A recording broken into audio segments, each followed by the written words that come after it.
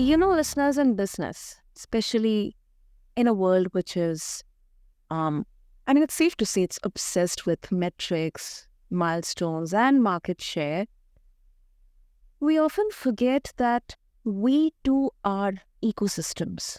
We expand, contract, rest, and evolve just like the cosmos itself. But here's the thing. What happens when the drive to grow collides with the need to heal?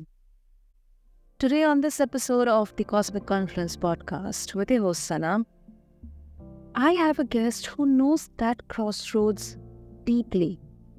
After pausing alcohol for what was meant to be a short break, she discovered something unexpected: clarity. And that pause, 4 years later, became a transformation, leading her to co-found, to be honest, Beverage Co., a brand which is redefining intentional living and mindful choices. But what does it take to grow a conscious business without losing your center? And how do you keep your inner world in harmony when the outer world demands constant expansion? Let's explore that, the cosmic connection between growth, purpose, and mental health with none other than Michelle Houston. Michelle, once again, welcome to the show, and I'm really, really looking forward to our conversation. Thank you, Sana. I'm very excited to be here and chat about it. Totally. So, Michelle, let's start with trying to understand this intersection of stillness and scale. It's kind of two opposite worlds here. And when it comes to your journey, you built a business that grew out of stillness, like literally from stopping something. But now, as a founder, you are constantly in motion. So I'm really, really curious to understand, like, how do you navigate that tension between the stillness that, grounded your healing and then the speed that business growth demands? Well, I think that it's important to recognize that for each of us, it's so different. And although we can gain inspiration, motivation, advice from others, ultimately it has to come from within. And we have to navigate and experiment and trial, and we fail and give it a go on our own in order to find whatever that might be, whether it's equilibrium, balance, peace within in our lives, whatever that source of happiness or sense of self in terms of being grounded means each of us. And I think there's a lot of rhetoric and narrative in the online space that leads you to believe that, you have to have everything balanced perfectly. You've got to check all the boxes. You've got to maintain your personal sense of health, psychological well-being, emotional state. You've got to eat well, move well, sleep well, and you also have to be productive. You've got to take care of your family. You've got to take care of your spouse. You've got to show up for work, business. You've got to grow. And as you mentioned, there is that pressure and that push to continue to scale and evolve. So with each of us navigating it differently, for me, it's been a very push-pull experience. It's been a lot of experimentation, a lot of trial and error. I come from the health and wellness space, being a behavior change and healthy habit formation coach, a fitness instructor, personal trainer. And so really kind of integrating into that world of personal development, fitness, health, well-being, and what that looks like gave me, I think, a healthy foundation.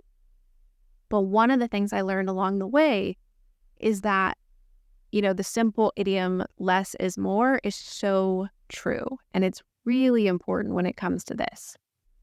When it comes to business, when you're in a startup founder experience where things are just getting going, you don't have an established business that has systems, protocols, and at least some type of consistency in place to be able to maintain, what works, how to pull certain levers. You're ultimately trying new things as you grow, but you still have a healthy foundation of operations when it comes to business maintenance and management.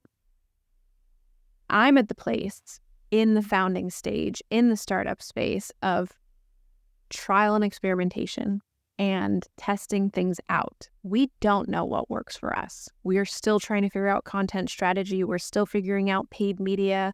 We're still growing B2B. We're still kind of just like testing the waters on a lot of fronts.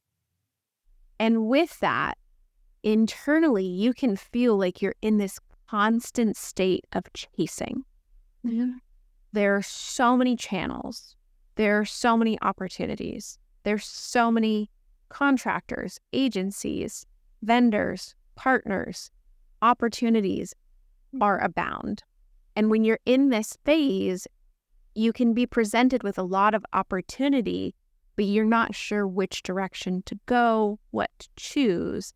And therefore, you can be in a constant state of overwhelm and then frustration and then stress and then personal, shift or divide in terms of how you're navigating your life. And so at some point, you have to take a step back and realize that there is not necessarily an end that you're working toward. You're not just setting the next milestone and saying, okay, when I get here, then I will. Because that will continue to move. It'll continue to be put out further on the timeline. You're going to have another milestone. There are always going to be things that you're adding in and working towards. And so you have to realize that how you're living today is how you're going to live a year from now, how you're going to live 10 years from now. And not to say that it's going to be the exact same, but that's the mindset that you have to take in your approach and say, okay, if I'm trying to cultivate a lifestyle of some type of balance or equilibrium that I want for myself, what does that practice mean today? I'm not going to put it off till tomorrow. I'm not going to say, oh, I will get there. I'm going to say, this is how I'm going to do it now. And then therefore that will reflect in my choices over time in what I'm building and become more and more solid over time. And for that for me was limiting the noise. So everything from cutting down on what was in my email inbox to apps on my phone, to the tools and resources that I was using in my business, to contractors or freelancers or team members, everything needed a lot of cutting out the noise and just focusing on priorities. And so when I was able to do that and give myself the peace of mind that, okay, if I prioritize, if I show up in these ways, then I know that I'm pulling the levers that I need to pull in my business right now in order to continue to grow and scale at a reasonable rate for us and for what it is that we want to create in the world, while still being able to maintain my fitness routine, my sleep, my personal life, my social life, my spiritual practice, whatever that looks like in terms of your balance. I'm incorporating that now and not compromising for some day or some milestone to come. Wow. I think this really, really speaks of, like consciously designing through awareness. But I also think that, it also needs a lot of discipline, Michelle, because you have to be present in order to acknowledge that, okay, maybe addressing 20, 30 emails every day is consuming my, my time, where I could think something more creatively, do something more strategic, devote that particular time to something else, which could essentially help in scaling my business. But, when it comes to discipline, Michelle, some people would hear say that it can sometimes be very, kind of could keep you in like a cage or maybe could lead to burnout.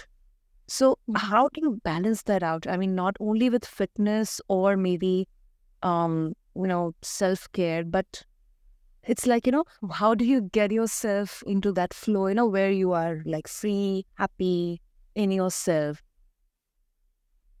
Well, I actually don't consider myself a very disciplined person. Ultimately, there are a lot of people out there, a lot of successful business owners, entrepreneurs, founders, successful professionals who are much more disciplined than I am. I'm more of a systems person. And so I think with minimizing the demand on my time, my schedule, my priorities, my energy, my attention, that enables me to focus on the small things, the smaller amount of things that I feel like are valuable. So when it comes to like planning and strategy, when it comes to like habit formation and everything else, it's like the phrase failing to plan is planning to fail. Is that as much as you can plan, optimize, prioritize in your schedule, in your calendar, in advance for the things that you want to incorporate. Now, you're not always going to fulfill them, and you have to be okay with that, not guilt yourself or feel shame for missing out on something. But you do have to have some type of strategic approach to how you map out your time and the way that it's invested in order to see and reach the goals or make the changes that you want to see. You can't just wake up in the morning and think that everything's going to fall into place. There has to be some articulated sense of awareness. And then to me, like, I try to mostly live by my calendar if I can. And so I have this podcast interview booked. Yeah. I'm just moving into it. I didn't have to get up and say, okay, well, what am I going to do? Where am I going to show up? How am I going to set up my mic? All of those systems are already in place to be able to support the thing that I'm doing. So it doesn't always work, and sometimes things will come up, but you can't rely on motivation. You can't rely on discipline as much as humanly possible when you're working towards something. You've got to try to optimize for structure, for strategy in a way that works for you. And I'm not saying get up and do the same thing every day, because I'm not a very consistent person. Yeah. Every single one of my days looks different, you know? So what you were saying about emails, for example, though, is that's a pretty low energy task. So instead of doing that first thing in the morning, if you're super creative and you can do your deep work in the morning, don't answer your phone. Don't get notifications coming through. Don't check your email. Just plan the night beforehand. What is that deep work project that you're going to do the following day between the hours of X and X? And then you move into that space. So you try to reduce the barriers. It's not about how much can you add on, but what can you take away to minimize the ease through which you're flowing through the things that you want to accomplish and that you want to do. That way it's not a cage. It's not something that's limiting you, but it's actually freeing you to access these things, to move through them with ease, with flow. And I think the best way to do that is to minimize, to reduce barriers, and to create those systems so that it just supports you as you navigate those things with your time. I really love that approach, Michelle. Really love that, because it's like, we know that, because we know that, when we are the most creative, or maybe what are drawbacks, or what are our skills and strengths, and we are able to optimize it accordingly, so that the output is also aligned. And I think that is very real, very practical, and definitely it really speaks of I think self-awareness. And also, because you come from this fitness industry, the wellness industry, and kind of, wellness, this word, it has become like a buzzword. So how do you make sure, Michelle, that your brand, it doesn't fall into that performative mindfulness? If I can clarify, like selling calm instead of cultivating it. Yeah, I mean, billions of dollars in this industry, right? Wellness, well-being, holistic, healthy, mindful, intentional. Like, a lot of those words are trendy buzzwords when it comes to marketing to try to sell you something. I mean, we're a physical product. We are ultimately selling you something. The goal, I hope, for a lot of brands who are thinking about things critically is that we are providing a certain service to meet the need or desire that our customers and clients already have, that they're looking for, that we can help and support them in the lifestyle that they're trying to cultivate. So from an integrity perspective, our goal as a brand and business is to be mission and purpose driven in allowing each of our consumers to be the main character of their drinking story. We're in cultures in which beverages are of importance. They're part of our society on a day-to-day basis, whether that's solo, with friends, in a work environment, in a celebratory manner. They're across the board. So they're not going anywhere.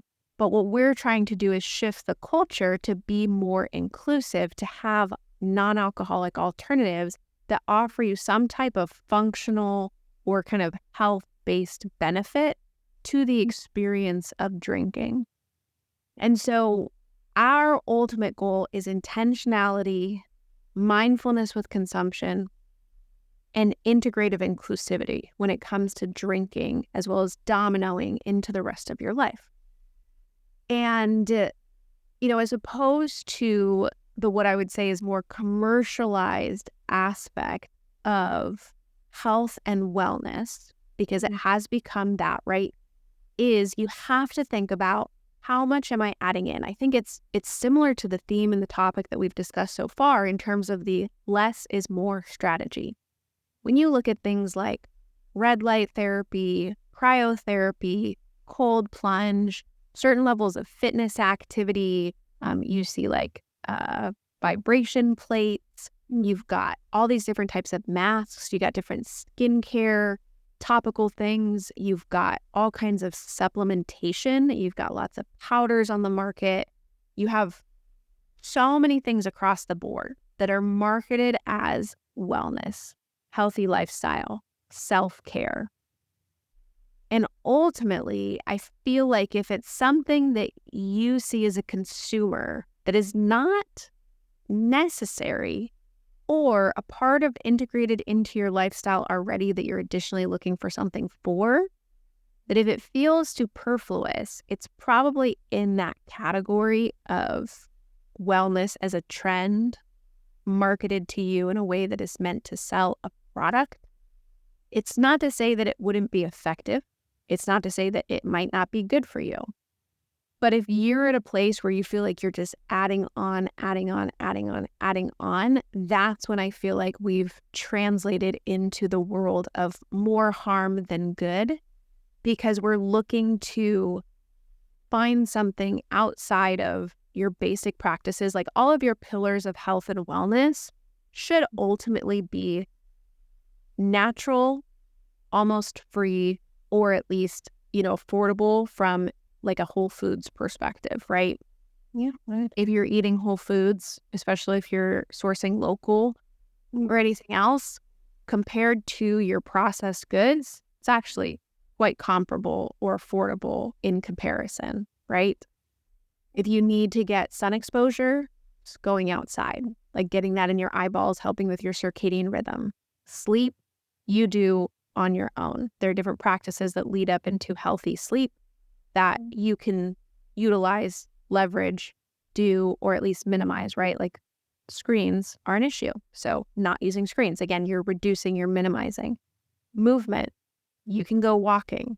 That's a super simple exercise practice. Socializing, you don't need to spend money or engage in any particular activity to do that. So whereas I've done a lot of the health and wellness trends and a lot of the activities and more commercialized things, and it's not that they're bad. It's not that they're not effective. It's not to say that they won't enhance your overall well-being or state of health or mental state as a whole. But when it starts to feel like it's additionally and somewhat unnecessary, then I feel like it translates into that more harm than good category. And for us, again, we're trying to fit into something that someone is already going to consume, but just shifting what that consumption model looks like. So it's similar to what used to be the case that sodas were just the go-to. High sugar, processed ingredients, not great for you in any way, shape, or form. But now we have alternative drink options. It's not because we stopped drinking or we started drinking anything at all. It's because there was already something in place, and now we're trying to find something that's an improved or more benefit-oriented product.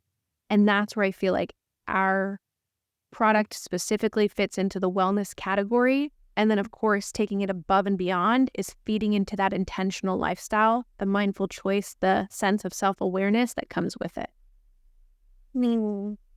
I really love that. I mean, you very beautifully explained, like this walking the edge between the truth and trend. And I think, when it comes to specifically authenticity, like it's kind of a cosmic irony that authenticity sells, but only when it's not trying to. And Yeah. I think once again, going back, I think awareness is something that actually accelerates, that understanding that, when actually authentic is authentic. So I really love the way how you explained. Yes, definitely. And I think that's a neat way to put it is, there is almost a dichotomy there that authentic does sell. But I think that comes back to the values and the integrity. It's like, when someone's trying to sell you something and they're really pushing, but you don't really you kind of feel weird about it, or you don't really see the same way that the person does because they're not selling from a place of integrity. It's like we truly believe that our product offers something above and beyond what's available on the market and for a positive impact for lifestyle, for health, for everything else. And you can tell when brands are just trying to sell something to be sold, and they are successful at it. There is marketing and sales psychology you can do without having authenticity or integrity. But that being said, I think the brands who are exceptional and really excel and perform very well, not just in a short-term trendy way, but over time and build a consistent business, they have that authenticity, they have that integrity, and they believe in the vision and what they're working toward. Exactly. And I think that is such a foundational aspect of, kind of leaving a legacy as well. That, people would still connect with your brand with, maybe it's the founder's story or the journey or the people who are a part of that brand. How it is all connected, and it still lives, whenever they talk about it or they see something related to that particular product or brand. So it stays on there. Yeah. And from a consumer perspective, if you think about the products that you love and that you support, there is an alignment there. And I think that's what we're trying to do so frequently in business, especially as entrepreneurs, business owners, founders, is that we're trying to figure out alignment. And that's not always clear at first. And sometimes products change and the medium changes. But if you continue to show up with the integrity of the vision and the mission for which you founded the company or for which drove the brand in the first place, that's the ultimate goal. And I think when companies have that alignment, and you see it all the time with brands and businesses who go outside of their scope or who aren't aligned with the initial mission or vision of what the company was when they got started. And it's when you start to see bankruptcies and failures and other things. And I think it's just, if you consider as a consumer what feels aligned and when you feel like the messaging, the marketing, the product, and everything about the brand is like, okay, yes, I support that. It's like a cult-like following. There's integrity there, Yeah, 100% agreed. So, Michelle, before we conclude, once again, if listeners, they would like to explore more about, to be honest, Bevs, what would be the best medium to do that? Yeah. So you can find us on most platforms at To Be Honest Bev, TOBE Honest. Bev is in Beverage on Instagram, TikTok, YouTube, across platforms, as well as that's the same for our website, tobehonestbev.com. We ship anywhere in the U.S., and so we're a non-alcoholic functional spirit alternative that replaces the liquor in your cocktail. So ultimately, if you're wanting a drink that is non-alcoholic, non-intoxicating, doesn't have any of the after effects, but still provides that calm, that relaxation, that ritual, that's what we do. Beautiful, beautiful. listeners, so go do check out To Be Honest Bliss.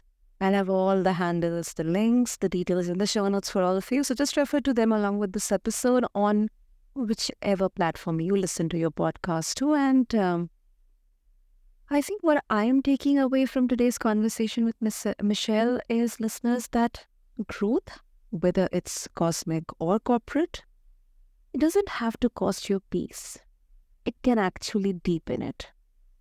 And Michelle has beautifully reminded us that the bravest act isn't scaling faster, it is staying aligned. So thank you once again, Michelle. This was really, really a much needed conversation. So thank you. Thank you, Sana, for having me. Yeah, absolutely. So, listeners, thank you so much for tuning into this episode. And maybe the real secret that, we are uncovering is, when it comes to sustainable success, is learning that the universe doesn't demand more of us. It asks us to be more of ourselves. So thank you to everyone once again. Until then, this is Cosmic Confluence and I'm your host, Sana. Until next time, stay curious, stay grounded, and stay connected. Thank you.